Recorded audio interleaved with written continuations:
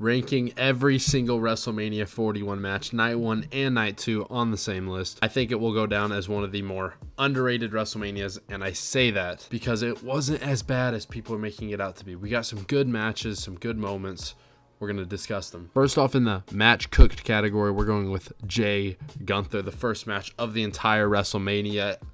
Would have been better at night, would have been better in a different spot probably than the first match of the night, but the match still was good. It's probably Jey Uso's best match of his entire career, definitely not Gunther's or really even close at all, but still a good match. They both did well. I was so happy that super kicks didn't happen until later in the match. Next up in the All Right, we got the tag team match between the women. It was just kind of there to have Becky come back. They should have just done the heel turn immediately, probably after that match, have Liv and her win, but I'm fine with the titles changing back and forth. I mean, it's honestly more realistic. People are mad that they booked it that way, but like, I mean, it's more realistic, you know, it is what it is. In the All Right category, we're having the men's tag team match just because I'm fine with the New Day go ahead and getting the titles, having a little WrestleMania moment, another win at WrestleMania. I would have rather them done it on the night 3 Raw after WrestleMania, but you know, it's okay where it was. In the match cooked category, we're going with El Grande Americano and Rey Mysterio. Still sucks that Chad Gable didn't get his WrestleMania match, but the entrance was one of the funniest things I've ever seen at a WrestleMania or WWE,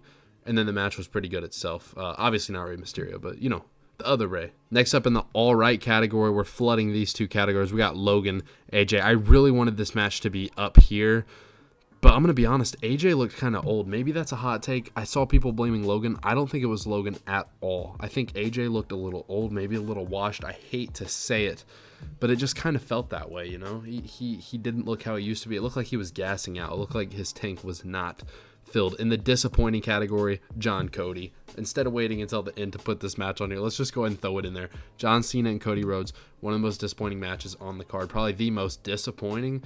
I kind of thought it was a good match, honestly. I'm not somebody who's hating on the whole match and the style of it.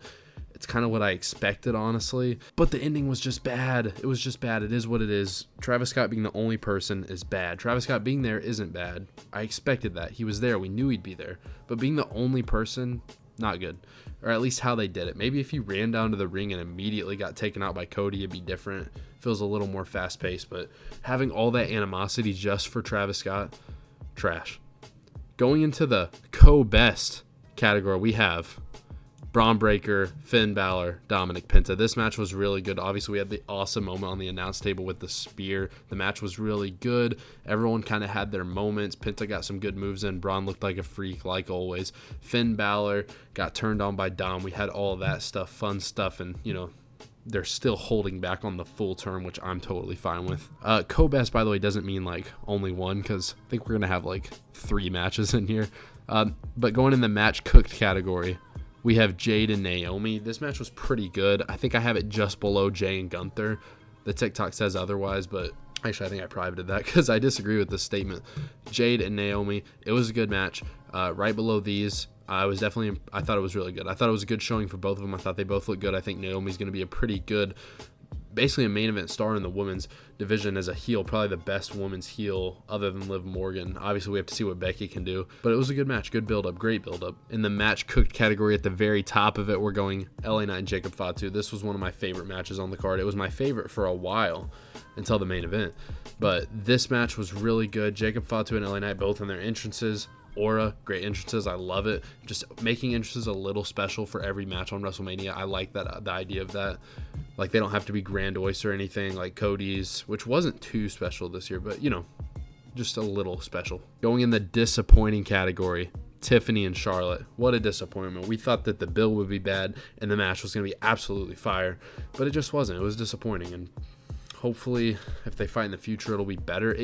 I kept telling my girlfriend during the match that it felt like they had zero chemistry. It felt like they didn't want it to be good. It felt like they couldn't put away their differences. It felt like they really didn't like each other, and they couldn't put on a banger together. But speaking of banger, going up into the co-best again, Damian and Drew. This match was amazing.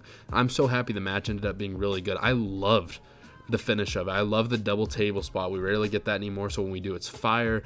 And then we got a Claymore to the chair, one of the nastiest Claymores of all time. It looked really good. Damian sold it really well. Drew hit it really well, which he struggles with sometimes. Perfect. I love the match. I thought it was great, and I'm happy for Drew. I'm happy he won. That's all I needed. And then down to 2 matches, we have the main event of night 1 and the opener of night 2. Which one's going in best match? This one's going in co-best. The co-best, actually. And then obviously we had this in best match of all time. So, or best match on the card. This match just a little bit lower to me in ring wise than this one, even though they're pretty close. This one a little more fast pace and flippy fun moves and stuff, which I loved. It was really, really good. This one just had all of the cinema in the ending and the right winner and the right turn, the drama, the build. You can build on it. It's just perfect.